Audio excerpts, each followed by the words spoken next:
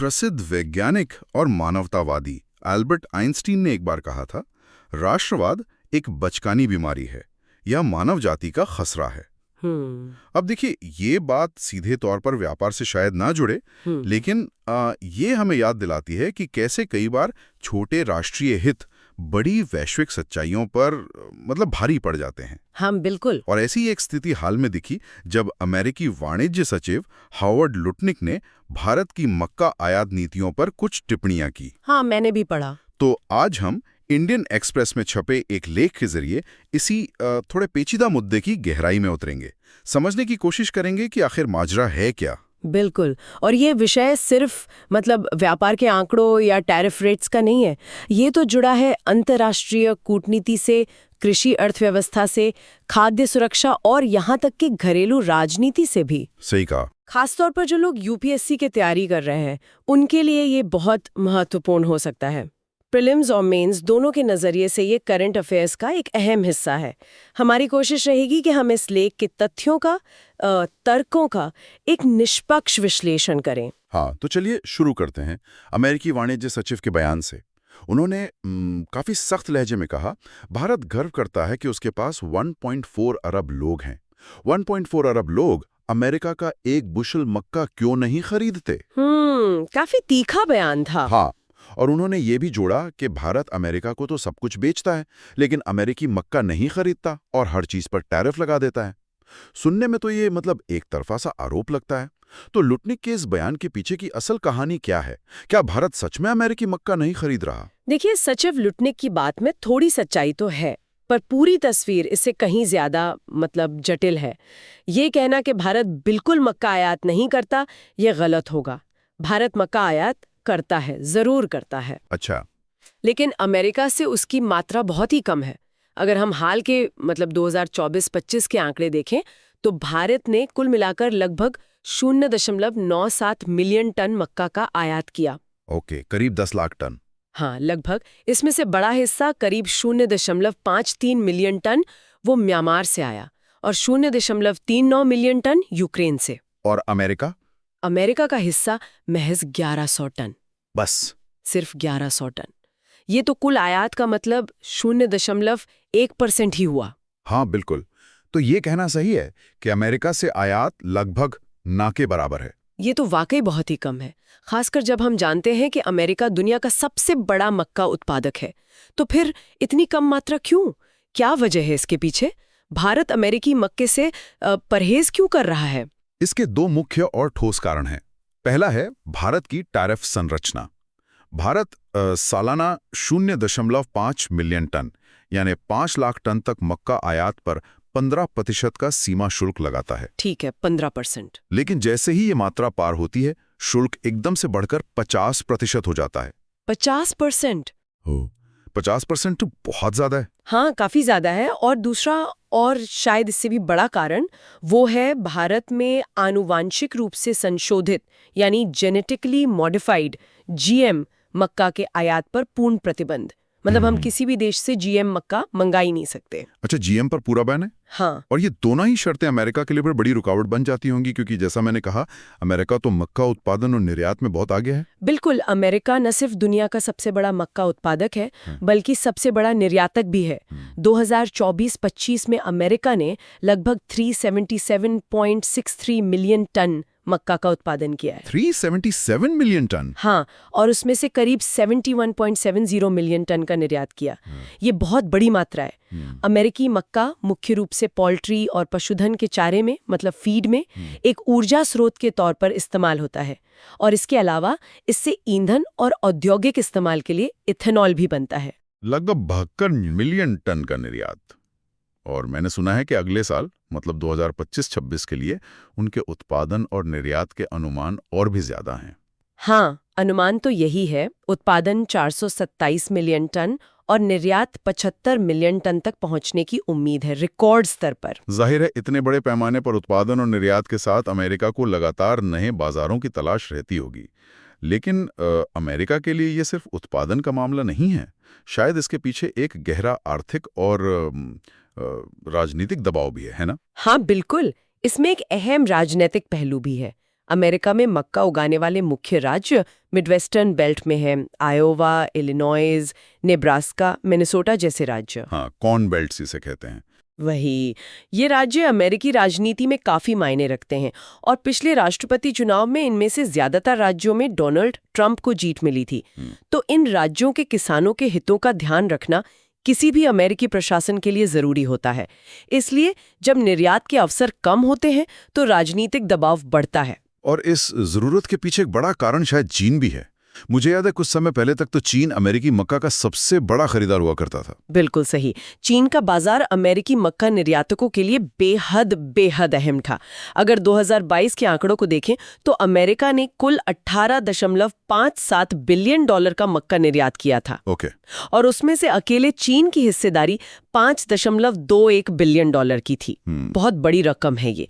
उसके बाद मेक्सिको और जापान का नंबर आता था। लेकिन अब हालात बदल गए हैं। मतलब चीन के साथ जो व्यापारिक तनाव चल रहा है उसका असर यहाँ भी दिखा है। हाँ, असर काफी गहरा हुआ है। 2024 में अमेरिका का कुल मक्का निर्यात घटकर $13.70 बिलियन रह गया और इसमें चीन की हिस्सेदारी, आप यकीन नहीं करेंगी, नाटकीय रूप से कम होकर सिर्फ $331 मिलियन रह गई। कहाँ $5 बिलियन से ज्यादा और कहाँ सिर्फ 331 मिलियन। हाँ, जबकि तुलना के लिए देखें तो मेक्सिको ने $5.51 बिलियन और जापान ने $2.73 बिलियन का मक्का खरीदा। और इस साल यानी 2025 के पहले 7 महीनों में जनवरी से जुलाई तक चीन ने अमेरिका से सिर्फ $2.4 मिलियन का मक्का खरीदा है। सिर्फ $2.4 मिलियन 7 मंथ्स में। ये तो लगभग शून्य के बराबर है। एग्जैक्टली। यही वजह है कि अमेरिका अब भारत जैसे बड़े बाजारों की तरफ ज्यादा उम्मीद से देख रहा है। चीन का बाजार लगभग हाथ से निकल जाने के बाद भारत एक संभावित बड़े विकल्प के तौर पर नजर आता है। अच्छा, तो शायद यही हताशा और जरूरत अमेरिकी वाणिज्य सचिव के बयानों में झलक रही थी। वो एक तरह से भारत पर दबाव बनाना चाह रहे हैं कि वो अमेरिकी मक्का के लिए अपने दरवाजे खोले। लगता तो यही है। और यहीं पर वो दूसरा बड़ा रोड़ा आता है, जीएम यानी जेनेटिकली मॉडिफाइड मक्का का।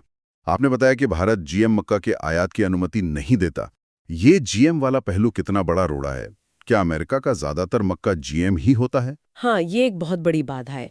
अनुमान है कि 2024 में अमेरिका में उगाए गए कुल मक्का का लगभग 94% जीएम किस्मों का था। 94%? हाँ, ये ऐसी किस्में होती हैं जिनमें जेनेटिक इंजीनियरिंग के जरिए कुछ बदलाव किए जाते हैं। जैसे उनमें ऐसे जीन डाले जाते हैं जो उन्हें ग्लाइफोसेट जैसे रासायनिक खरपतवार नाशकों मतलब हर्बिसाइड्स को सहने की क्षमता देते हैं, या फिर उन्हें कुछ खास तरह के कीटोन जैसे कॉर्न बोरर के हमलों से बचाते हैं। ओके। भारत में न सिर्फ जीएम मक्का के आयात पर प्रतिबंध है, बल्कि किसानों को इसकी खेती करने की भी इजाजत नहीं है। बीटी कॉटन ही एकमात्र फायदा है। हाँ, वो तो है। तो चूंकि अमेरिका का लगभग सारा निर्यात योग्य मक्का जीएम है, इसलिए भारत का ये प्रतिबंध उनके लिए एक तरह से नॉन स्टार्टर बन जाता है। वो चाहकर भी हमें ज्यादा बेच नहीं सकते। समझ गया। यानी एक तरफ ऊंचे टैरिफ और दूसरी तरफ जीएम पर पूर्ण प्रतिबंध। ये तो दोहरी दीवारें हो गई। लेकिन भविष्य में तो भारत को मक्का की जरूरत पड़ने वाली है, ऐसा अनुमान लगाया जा रहा है। मैंने अमेरिकी कृषि विभाग USDA की एक रिपोर्ट का जिक्र सुना था। उसमें कहा गया है कि भारत में जैसे जैसे लोगों की आय बढ़ेगी, दूध, अंडे, मांस जैसे पशु उत्पादों की खपत बढ़ेगी। हाँ, बिल्कुल। और इसके चलते पशु चारे, खासकर मक्का की मांग में जबरदस्त इजाफा होगा। हाँ, वो USDA रिपोर्ट भविष्य की एक दिलचस्प, बल्कि कह सकते हैं कि चौंकाने वाली तस्वीर पेश करती है।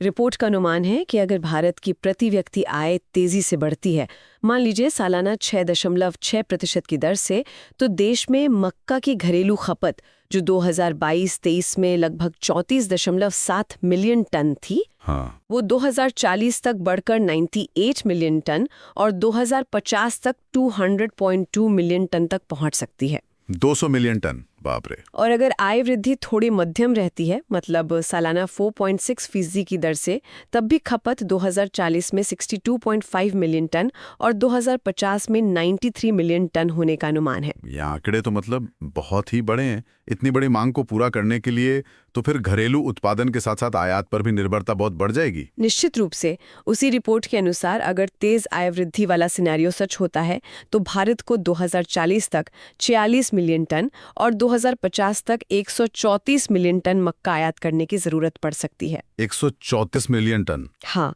और मध्यम वृद्धि दर वाले सिनेरियो में भी 2040 में 11 मिलियन टन और 2050 में 26 मिलियन टन आयात की जरूरत होगी। ये आंकड़े भविष्य में मक्का की बढ़ती जरूरत और आयात की संभावित विशाल मात्रा को दिखाते हैं, और जाहिर है अमेरिका के लिए ये आंकड़े एक बहुत बड़े अवसर की तरह दिखते हैं। वो चाहेंगे इस बढ़ते बाजार में अपनी हिस्सेदारी। बिल्कुल। तो इस मांग और आपूर्ति के समीकरण को देखते हुए क्या भारत अपनी नीति बदलने पर विचार कर सकता है? मुझे याद है कुछ समय पहले नीति आयोग की एक रिपोर्ट आई थी, हालांकि उसे बाद में वापस ले लिया गया। हाँ, वो रिपोर्ट। उसमें एक सुझाव था कि शायद जीएम मक्का का आयात सिर्फ ईंधन इथेनॉल बनाने के लिए किया जा सकता है, ताकि वो इंसानों या जानवरों की खाद्य श्रृंखला में न जाए। क्या इस तरह के किसी बीच के रास्ते या नीति में बदलाव की निकट भविष्य में कोई संभावना दिखती है? देखिए, फिलहाल इसकी संभावना बहुत कम लगती है कि भारत अमेरिकी दबाव में आकर टैरिफ कम करेगा या जीएम मक्का के आयात की अनुमति देगा, चाहे वो किसी भी रूप में हो। क्यों? क्या वजह है? इसके पीछे कई वजह हैं। एक तात्कालिक कारण तो बिहार में होने वाले विधानसभा चुनाव है। बिहार, जैसा हम जानते हैं, कर्नाटक और मध्य प्रदेश के बाद भारत का तीसरा सबसे बड़ा मक्का उत्पादक राज्य है। हाँ, सही कहा। तो चुनावों के मद्देनजर सरकार घरेलू किसानों के हितों की अनदेखी करने का जोखिम शायद नहीं उठाएगी। और कीमतों का अंतर भी तो एक बहुत बड़ा मुद्दा है, जिसका सीधा असर किसानों पर पड़ेगा। बिल्कुल, ये एक बहुत महत्वपूर्ण बिंदु है। अमेरिकी मक्का अंतर्राष्ट्रीय बाजार में काफी सस्ता है। जुलाई के आंकड़ों के अनुसार अमेरिका में मक्का का औसत फार्म गेट मूल्य, मतलब किसानों को मिलने वाला दाम, $4.29 प्रति बुशल था। एक बुशल होता है करीब 25.4 किलो। ओके। तो इसे अगर रुपए में बदलें तो ये लगभग 15 रुपए प्रति किलोग्राम से भी कम बैठता है। 15 रुपए किलो? हाँ, वहीं भारत में आजकल मक्का का थोक भाव 22-23 रुपए प्रति किलोग्राम चल रहा है, और सरकार ने अगले सीजन मतलब 2025-26 के लिए मक्का का न्यूनतम समर्थन मूल्य यानी एमएसपी, हाँ, यानी वो गारंटीकृत मूल्य जो सरकार किसानों को उनकी उपज के लिए देती है, वो 24 रुपए प्रति किलोग्राम घोषित किया है। यानी अमेरिकी मक्का भारत के एमएसपी से भी काफी सस्ता है। तो अगर आयात खोला गया, खासकर जीएम मक्का का, तो भारतीय किसानों के लिए तो अपनी उपज का सही दाम पाना बहुत मुश्किल हो जाएगा। यही सबसे बड़ी चिंता है। अगर सस्ता अमेरिकी मक्का, खासकर जीएम मक्का, भारतीय बाजार में बिना रोक टोक आने दिया गया तो घरेलू कीमतें गिर सकती हैं। इससे भारतीय मक्का किसानों को भारी नुकसान होगा। इसलिए सरकार के लिए व्यापारिक दबावों, भविष्य की जरूरतों और घरेलू किसानों के हितों के बीच संतुलन साधना एक बहुत बड़ी चुनौती है। ये सिर्फ अर्थशास्त्र का सवाल नहीं है, बल्कि ये सामाजिक और राजनीतिक स्थिरता का भी सवाल बन जाता है। तो कुल मिलाकर हम एक ऐसी स्थिति देख रहे हैं जहां दो बड़ी अर्थव्यवस्थाओं की जरूरतें और नीतियां आपस में टकरा रही हैं। एक तरफ अमेरिका है, जिसके पास रिकॉर्ड मक्का उत्पादन है, चीन जैसा बड़ा बाजार खोने का दर्द है और नए निर्यात ठिकाने ढूंढने की तत्काल जरूरत है, जिसमें राजनीतिक दबाव भी शामिल है। सही। और दूसरी तरफ भारत है, जहां भविष्य में मक्का की भारी मांग का अनुमान है, लेकिन वर्तमान में ऊंचे टैरिफ और जीएम पर प्रतिबंध जैसी सख्त नीतियां लागू हैं। और इन नीतियों के पीछे घरेलू किसानों के हित और संभवतः जैव सुरक्षा चिंताएं जैसी वजह हैं। आपने बिल्कुल सही सारांश प्रस्तुत किया है। ये स्थिति वास्तव में वैश्विक व्यापार, उदारीकरण की ताकतों और राष्ट्रीय हितों के बीच के क्लासिक तनाव को दर्शाती है। एक तरफ मुक्त व्यापार और बाजार तक पहुंच की मांग है, खासकर अमेरिका जैसे बड़े वैश्विक खिलाड़ी की तरफ से। हाँ। दूसरी तरफ हर देश के अपने राष्ट्रीय हित होते हैं, अपनी खाद्य सुरक्षा सुनिश्चित करना, अपने किसानों की आजीविका की रक्षा करना और जीएमओ जैसी तकनीकों से जुड़े संभावित पर्यावरणीय और स्वास्थ्य जोखिमों का प्रबंधन करना। भारत के नीति निर्माताओं को इन्हीं प्रतिस्पर्धी दावों के बीच एक बहुत ही नाजुक संतुलन बनाना है। सही बात। ये सिर्फ एक व्यापारिक विवाद नहीं है, बल्कि ये भारत के लिए अपनी खाद्य संप्रभुता और भविष्य की कृषि तकनीक नीति को परिभाषित करने का एक महत्वपूर्ण क्षण भी हो सकता है। यह निश्चित रूप से एक पेचीदा मामला है, जिस पर आगे भी नजर बनाए रखनी होगी। अच्छा, श्रोताओं के लिए सोचने का एक बिंदु ये हो सकता है कि भारत लंबे समय में इन प्रतिस्पर्धी दबावों को कैसे संतुलित कर सकता है। मतलब भविष्य की बढ़ती मांग और अंतर्राष्ट्रीय व्यापार दबाव एक तरफ, और घरेलू किसानों के हित और जीएमओज पर चिंताएं दूसरी तरफ। ये एक बड़ा सवाल है। क्या घरेलू उत्पादन बढ़ाने के लिए नई तकनीकें, शायद गैर जीएम उन्नत किस्में या पशु चारे के वैकल्पिक स्रोत विकसित करना इसका समाधान हो सकता है? ये कुछ ऐसे सवाल हैं जिन पर आगे विचार किया जाना चाहिए। बिल्कुल। ये चर्चा, जैसा हमने शुरू में कहा था, यूपीएससी उम्मीदवारों के लिए विशेष रूप से प्रासंगिक है, क्योंकि ये कृषि, अंतर्राष्ट्रीय व्यापार, भारत अमेरिका संबंध और नीति निर्माण जैसे कई महत्वपूर्ण विषयों को कवर करती है। ये प्रीलिम्स और मेंस दोनों के लिए उपयोगी हो सकते हैं, और ये हमारी दैनिक समसामयिक विषयों पर चर्चा श्रृंखला का हिस्सा है। हाँ। अगर आपको इंडियन एक्सप्रेस के इस लेख पर आधारित हमारा ये विश्लेषण उपयोगी लगा तो कृपया इसे लाइक करें, हमारे चैनल को सब्सक्राइब करें, और अगर आपके कोई प्रश्न या विचार हैं तो नीचे टिप्पणी में जरूर साझा करें। हाँ, और ये समझना जरूरी है कि ऐसे मुद्दों के अक्सर कोई आसान जवाब नहीं होते। अलग अलग दृष्टिकोणों को जानना और समझना ही हमें एक सूचित नागरिक बनाता है।